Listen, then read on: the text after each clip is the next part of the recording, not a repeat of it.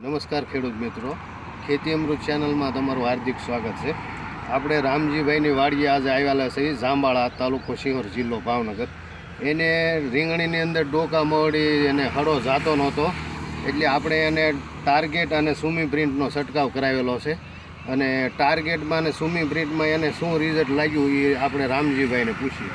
આ તમે આ દવા છાંટ્યા પછી તમને આમાં શું બહુ સારું દેખાણું રિઝલ્ટ ખરેખર છે. રિઝલ્ટ લીલી કમર થઈ ગઈ જોઈ લે. ડોકા મળી હતી, ડોકા મળી વહી ગઈ. હા, તો ખેડૂત મિત્રો રીંગણીની અંદર ખાલી બે હવા મળ્યો. રીંગણીની અંદર ટાર્ગેટ વાપરવાથી ખેડૂત બહુ સરસ ખુશ છે.